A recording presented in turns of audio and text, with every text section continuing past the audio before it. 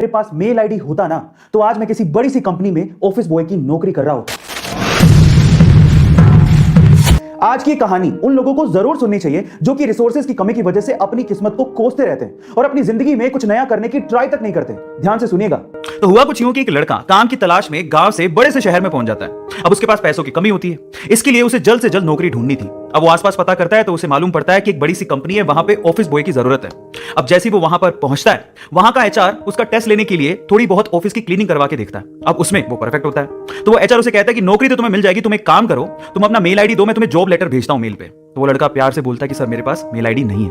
वो एचआर ही कहता है कि इस डिजिटल वर्ल्ड में जिसके पास खुद का मेल आईडी ही नहीं है वो एग्जिस्ट ही नहीं करता, और जो एग्जिस्ट ही नहीं करता मैं उसे नौकरी कैसे दूं? तुम यहां से जा सकते हो, मैं तुम्हें नौकरी नहीं दे सकता। वो लड़का निराश हो जाता है, लेकिन सरवाइव तो करना था। गांव से आखिरकार घर छोड़ के आया है, उसके जेब में ना 100 रुपए थे। अब वो क्या करता है, सामने उसे एक सुपरमार्केट दिखाई देता है, वो वहां पे जाता है और सुपरमार्केट से 100 रुपए में टमाटर खरीदता है और घर घर जाकर उन टमाटरों को बेचता है और 100 रुपए से उसके पास 200 रुपए इकट्ठे हो जाते हैं। अब वो बैठ के ये सोचता है कि यहां पर शहर में जो लोग हैं ना वो इतने व्यस्त हैं कि वो सुपरमार्केट जाके शायद टमाटर भी नहीं खरीद सकते या रोजमर्रा की चीजें नहीं खरीद सकते।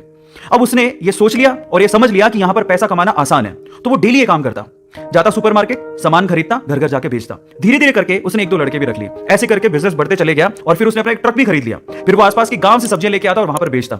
ऐसे करके वो बंदा 1-2 साल के अंदर ही मिलियनर बन गया। अब एक बार क्या हुआ कि कोई पॉलिसी बेचने वाला जो फैमिली पॉलिसी बेचता था वो उसके घर आया और सारा पॉलिसी का फॉर्म भरवा के उससे कहता है कि सर आप अपना मेल आईडी दीजिए, मैं आपकी पॉलिसी को कंफर्म कराता हूं कंपनी से। तो वो बंदा फिर से कहता है कि मेरे पास मेल आईडी तो नहीं है। तो वो पॉलिसी वाला जो पॉलिसी बेचने आया था वो इस बंदे को कहता है कि सर इस डिजिटल वर्ल्ड में अगर आपके पास मेल आईडी होता तो आप कहां के कहां होते, आपका बिजनेस कहां का कहां पहुंच जाएगा, सर मेल आईडी तो रखिए। तो वो प्यार से जवाब देता है, वो कहता है कि अगर मेरे पास मेल आईडी होता ना तो आज मैं किसी बड़ी सी कंपनी में ऑफिस बॉय की नौकरी कर रहा होता। इसलिए आपके पास अगर रिसोर्सेज नहीं है तो उसका रोना बंद करिए और आपके पास जो है उसकी कीमत को समझिए और वहीं से ही पैसे कमाने की और आगे बढ़ने की कोशिश करिए, रास्ता अपने आप मिलेगा।